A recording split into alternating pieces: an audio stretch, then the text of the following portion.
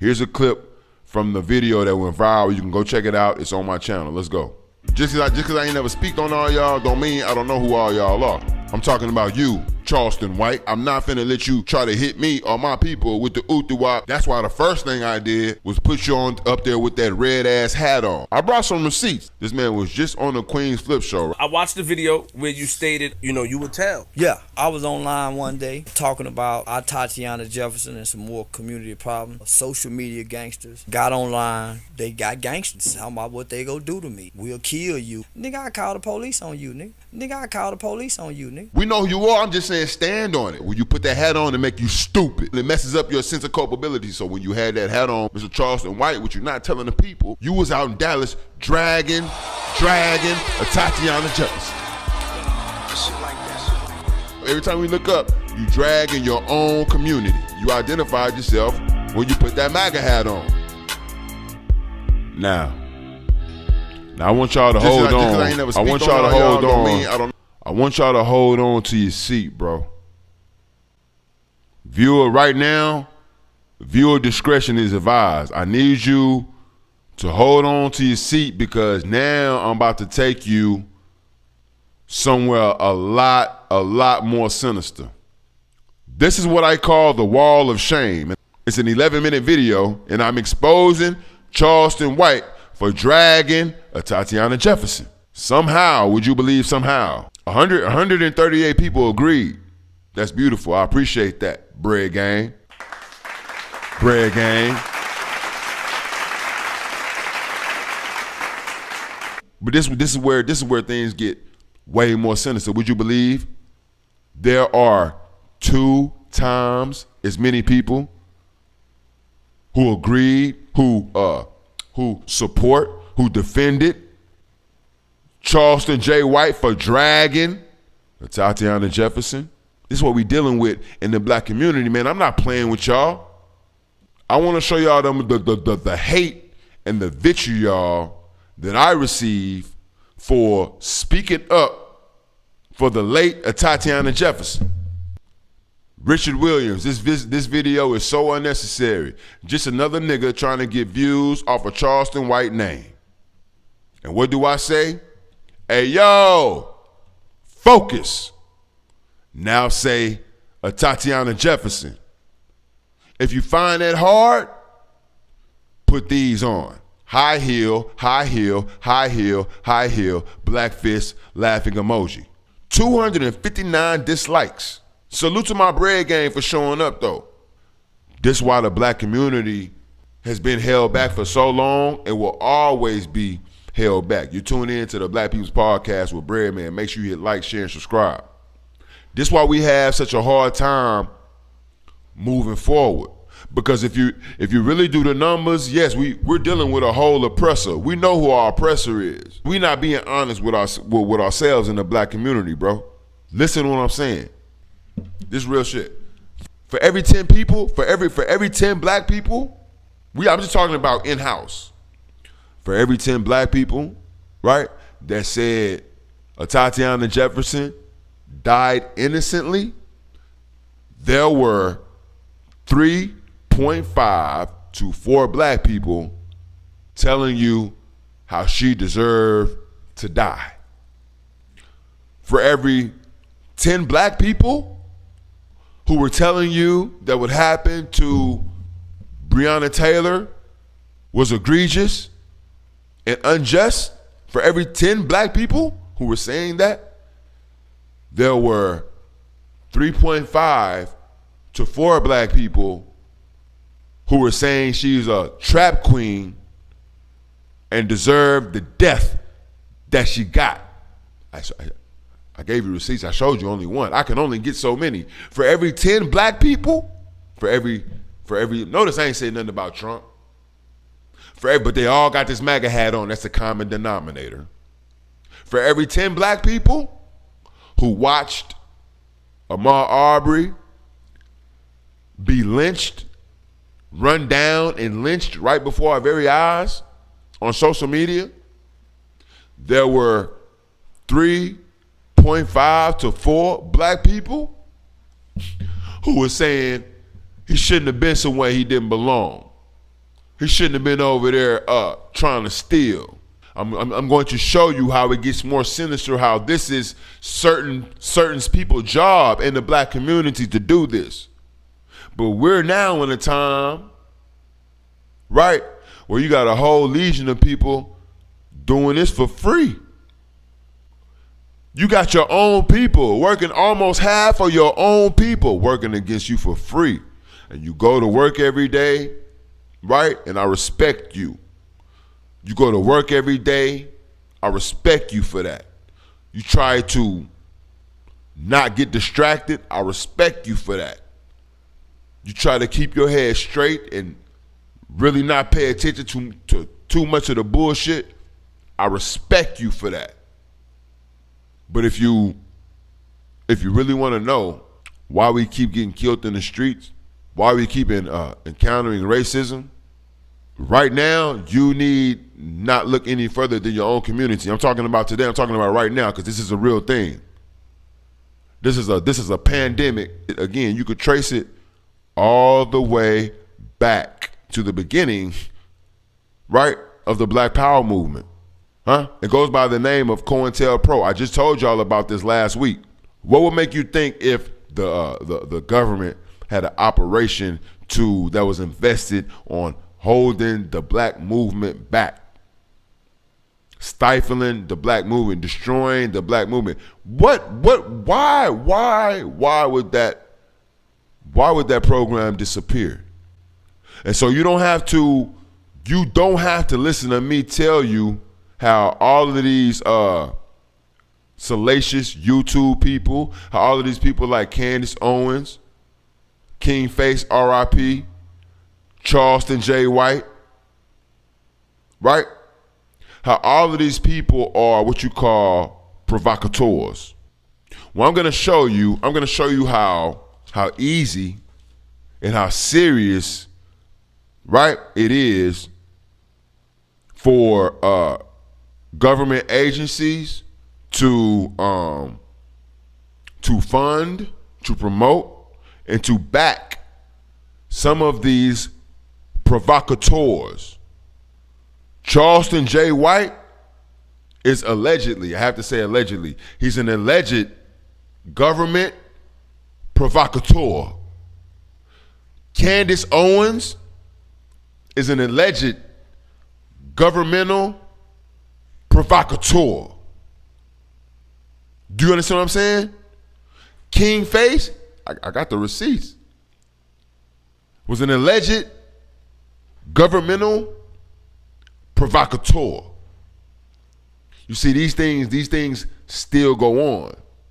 You ever go back to those old clips and you see Martin Luther King, you see Malcolm X, right? Black people, famous black people debating on the main stage, on the world stage, right?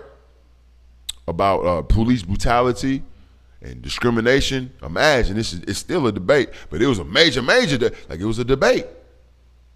We didn't have all the cell cameras, the cell phones, and this and that. They was really having intellectual debates about whether racism still exists or not, while they had Jim Crow laws going on at the same time. And guess what would happen? They would have people who look just like me, who look just like Malcolm X, who look just like Martin Luther King, to pull some out their ass. Anything. Just to be a counter, right? A hurdle, or to show the rest of the world that, see, one of these black people disagree. They don't all feel like this. These are what you call hired governmental provocateurs. It's done to water down your voice. But just to remind people and show people how serious this is, there was a man that came out in the early, the early 1970s. And he told his story. It was a black man. He told his story about being part of what we know now is Cointelpro, being a governmental provocateur, and then also really getting gully with it and really putting in work against the black community, along with the basics, giving up information to the FBI so they can use it against the black community. Let me stop talking. Allow me. Allow me. Here we go right here. This is not a joke. How were you paid? The pay was always in cash. Cash, and you would sign a card. It would go like this. A rendezvous or a drop-off point would be picked out either by yourself or the agent. You would meet the agent there. Usually it would be in a vehicle. You get in the vehicle, he would hand you the money. He would tell you first to count the money. He would tell you the amount while you counted it. Were there such things as bonuses? Oh, yes. What were they paid for? Bonuses were paid for, suppose while you were meeting with,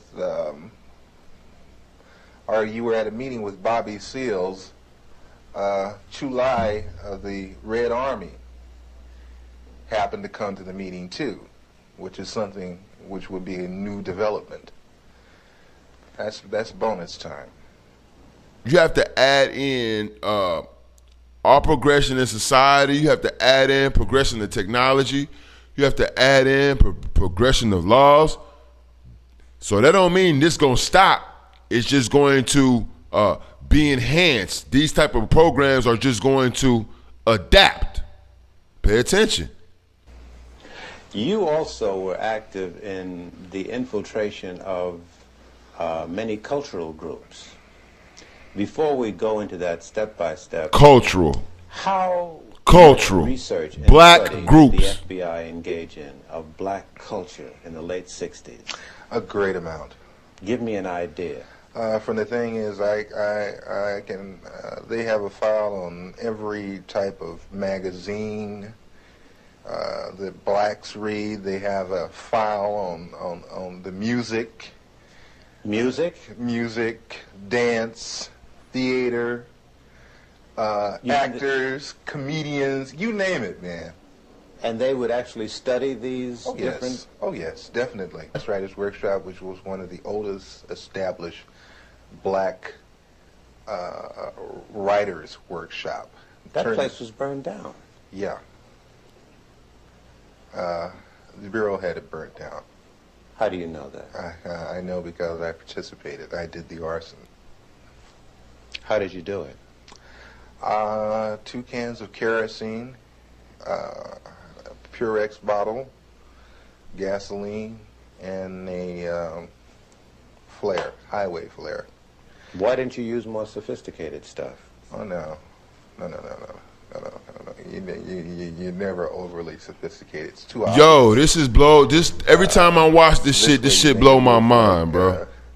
Maybe somebody in the neighborhood that got kicked out of theater at one time got mad and came and burned the damn theater up, that kind of thing. But you were involved in this theater? I mean, did it get to you at all what you were... Hey, man, that got to me a great deal. I love that theater. I built the stage. You built the stage? Oh, yeah. When I got to the workshop, the stage that had been... The original stage that had been built needed an extension on it. The original part of the stage was in terrible condition. They had no lighting system. I put the lighting system in myself. I put the stage in myself. And that was a stage, man. And that was a theater. It's a nice theater. Now, I'm going to stop right there. I'm going to stop right there because that point right there encapsulates where I need to take my people right now. You know, because so many people keep trying to hit me and tell me, you know, oh, he did this, he did that for the community, he did this. Huh? That's why it was important for me to show you how your own people can be in your own community, claiming to be building, claiming to be helping and pushing you forward. Right? But then you see him say some foul shit. You see him or do something crazy like, yo, Why would you call Breonna Taylor a trap queen? They say, I'm just trying to get clout. I'm just trying to get clout. I'm just trying to get clout. You know what I'm saying? It's a stunt. It's a stunt. They give you whatever excuse. I'm just trying to bring attention to the cause. Then you jump out the window and you do something else crazy. Hey, yo. Why would you put the MAGA hat on and then go out there and say something like that against your people like that? Why would you do that against your second time? They say, chill. We just trying to get the attention. We just trying to, but he building, right? Right? He building for the community, right? Right? I just had to show the people. I just had to show the people how this is nothing new. This blueprint, this what we dealing with, is nothing new. You best believe they're watching right now. I just exposed, I'm tapping into the real Cointelpro right now. Those who know I'm finna go with this. And it ain't no conspiracy. All the numbers support it. I got droves of receipts. The numbers support it. This is the real Cointelpro. You tune in to the Black People's Podcast with Breadman. Make sure you hit like, make sure you hit share, and if it's your first time here, make sure you hit subscribe.